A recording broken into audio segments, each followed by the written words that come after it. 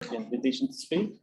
This is joint work with David, Lalin, and Li on the vanishing of twisted L functions of elliptic curves over function fields.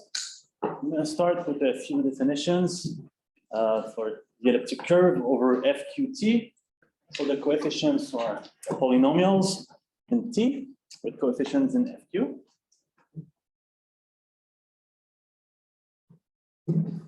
And we define the L function with this product there, and the primes here are irreducible polynomial of FQT. And the AP is just related to the number of points that the elliptic curve have when we take the reduction modulo P. When the prime does not divide the conductor, and for bad reduction primes, the AP is either 0, 1, or -1. And we also define the twisted elliptic curve. We just multiply the coefficients with the Dirichlet character evaluated at P.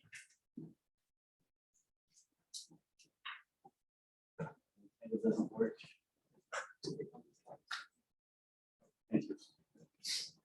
Okay, so our result is a generalization of the work of Li and Li.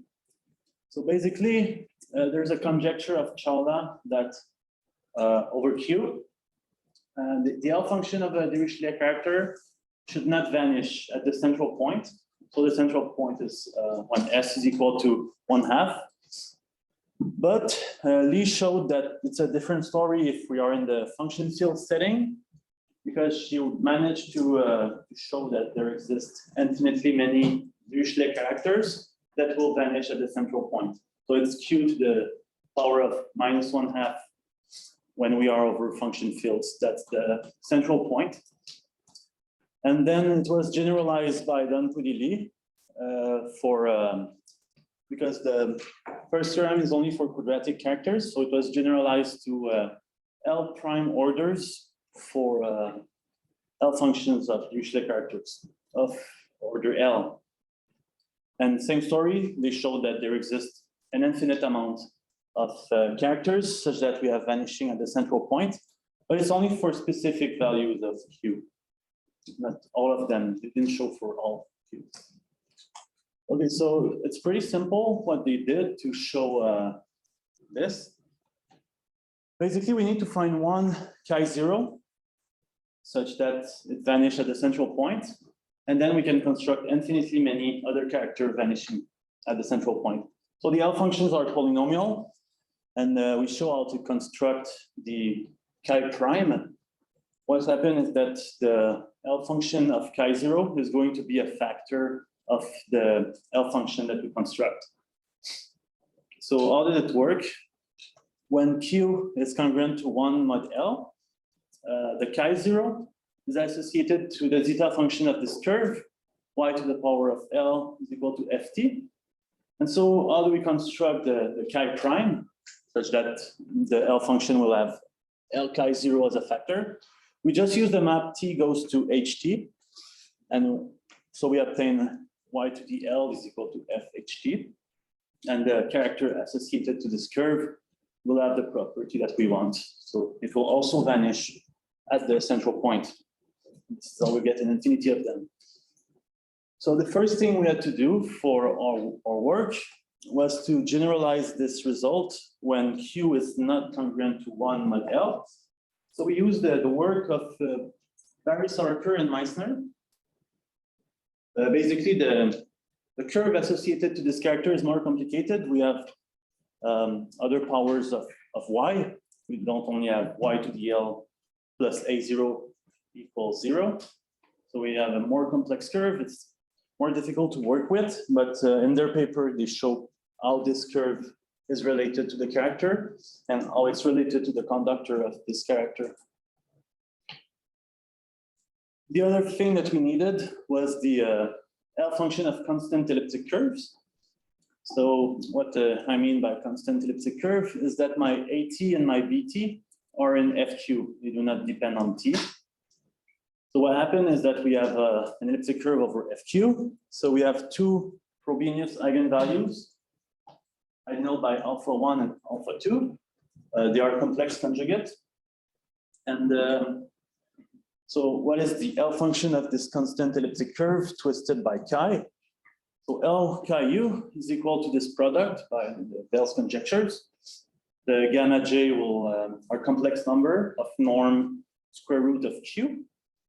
We have 2j divided by L minus 1, where G is the genus of chi. And then the L function of my constant elliptic curve twisted by chi is simply the product of the Frobenius eigenvalues.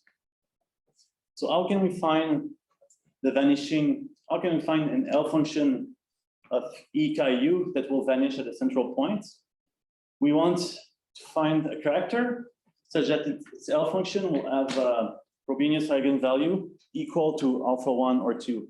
So what will happen is that since alpha 1 is complex conjugate of alpha 2, it's going to, the angles will cancel out, and we're going to get that the central point is going to be a 0 of the L function. And now the same story, we can use the work of Li and Li to show that we can construct infinitely many L functions that will vanish at the central point. Okay, so we need to find, so it's good that if we find one L functions that vanish, we have infinity of them, but we have to find chi 0 that will vanish. And this is where we use the computers to find one. We just went over all of them, all the characters of such that the conductor of the characters is bounded. And we found this one. So this this curve, if we use a character associated to this curve, the L function of this one is 1 plus 13 u square, and we have six different characters associated to this curve, but the L function is all 1 plus 13 u square for these characters, so it doesn't matter which character we choose. And using this one, we were able to show that we had an infinite amount of L functions that vanish at the central point for the elliptic curve, which has this L function. So we always have an elliptic curve that will have these Frobenius eigenvalues, which is I and minus I. But it's not only this elliptic curve that works. We can use any other. We found many cases. You can check the paper to see every cases we found. We only found a finite number of cases, but we think that if Q is congruent to -1 mod L, we think that there's always a character such that its L function is 1 plus u squared. But we weren't able to prove that. But something is clearly going on there. So yeah, this would give an infinite amount of cases where we have an infinite amount of vanishing characters, twists. Okay, so why do we care about finding an infinite amount of twists? Just like the Chawla conjectures was shown not to be true in the quantum field settings, there's the conjecture of David, Fernley, and Kizilevsky, and later by Mason and Rubin. They say that if we are over Q, we shouldn't have, well, we should have a finite number of chi, which vanishing at the central point. So we found cases where we had an infinite amount of vanishing. And also, the reason why our result only works for constant elliptic curve is that if we do the change of variables, the trick that we use to find an infinite amount, it doesn't work because the elliptic curve is changed by that. So we want a fixed elliptic curve and vary over the characters. Okay, so if you're curious, I put the code online. So nothing fancy is going on, just computing the coefficients of the L function. We have a finite amount of coefficient that we need to compute. And since the sum over Mn, which is the monic polynomials of degree n, this set is exponential. So we have q to the power of n elements in this set. So it's very long to compute if you increase the degree. But we can use something to accelerate the computations, which is a functional equation. So we only have to compute half the coefficients, and then we can use a functional equation to get the rest of the coefficients. And the AF is just comes from the L function of E, not twisted. Okay, here's some data. This is for a non-constant elliptic curve. And we believe that the conjectures should be true in the non-constant curve, in the sense that there shouldn't be too much vanishing for these L functions. But it's not certain that we have a finite number of vanishing L function, because we don't know. So here, the NP is the power that we need to take. It's the minimum number, such that P to the power of NP is congruent to 1 mod L. And the degree of the conductor is there, and the rank is the order of the zero of the L function at the central point. And we see that when we increase the degree, it's not necessarily the number of curve with rank 1 or 2 won't increase necessarily, but we have found some vanishing there. For order 3, we have order 7 there. We only found one with rank 2, and this was for the Legendre curve. And for another curve, we have found vanishing for 2s of order 7. So this is a curve, and here it's not clear that there should be a finite number of vanishing, because it seems to increase. If you look at P13, when we increase the conductor, it seems to increase the number of vanishing with rank 1. So it's not clear that the conjecture holds also in this case. Maybe we have an infinite amount of L functions that vanish. But we don't know. We couldn't compute more. This was done on a laptop, so we didn't have much computation power. But this is what we had. And for order greater than 7, we didn't find any case with rank greater than 0. So I'm going to stop here. Thank you for your attention.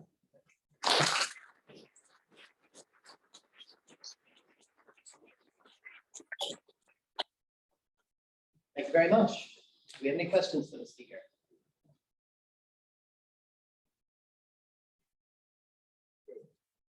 So it's, I understand correctly, there's some tension here maybe between data and the conjecture. Or would more computational power help? What was the limiting factor? The limiting factor to compute the things. It's both time and memory, but yeah, it's not clear if the conjecture is still true for the function field setting. I really have no idea. Are there algorithmic improvements that might help? Yeah, the code is not optimized. So, for example, there's the Schoaf algorithm to compute the AP at each fiber of the elliptic curve, and I did not implement that.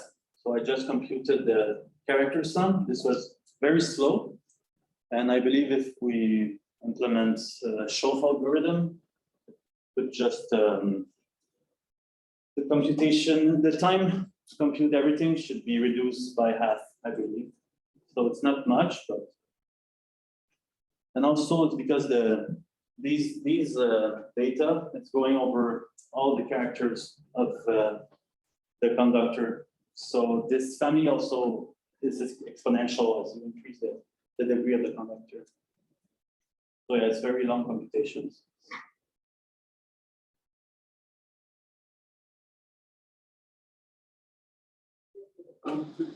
Do the experts think Charles' conjecture is true for the Q case?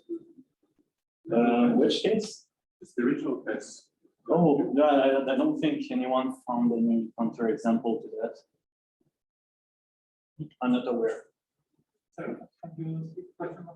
So my question was more like, not so much whether they found a counter, if they found a counterexample, sure. Just whether they think, whether people think there's a reason for it to be true. Oh, okay, yeah, I don't know. If it's just like a small numbers phenomenon. Yeah, good question. I have no idea. But the central Harold, this value is the not- original Chalice conjecture. Yeah. The question was just, do the experts believe Chalice conjecture? So I found some random talk by someone years ago where they mentioned that the conjecture was actually a bit more general. It was originally that the value is non-zero for all s between 0 and 1. Yeah, Not just in central point, exactly, yeah, which is a bit of a stronger statement. yes, yes, yes. Got it. I mean, the same as the DRH, right? But, I mean, so the central point is not a special point for, heuristic character, right? Special value. So there's no reason for it to be zero. Things are different in the function field because, everything, the null function is a polynomial. Right? And an null function is a polynomial. So I don't create data. So, it's like,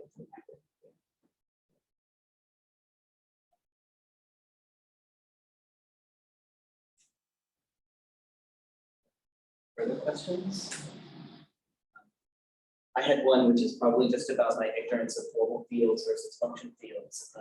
I guess I'm used to hearing that ranks are 50% 0 and 50% 1. In the function field case, it does not seem like that is true. Yeah. Can you wow. predict the parity in advance, or do you have any This comments is on that? true for quadratic characters, right? But not for higher orders, I think. But in the function field, we also have this, and I think it was done by Chris Hall and I forgot the name of the other author, but he did the numerical computation for that. And yeah, it seems to confirm that it's 50-50 for rank 0 and rank 1 for non-constant curve. But it's for quadratic characters only.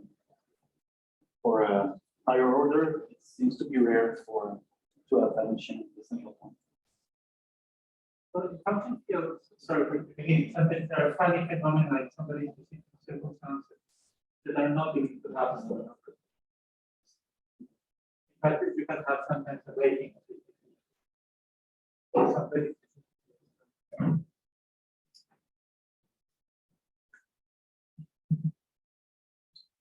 All right, let's thank the speaker again.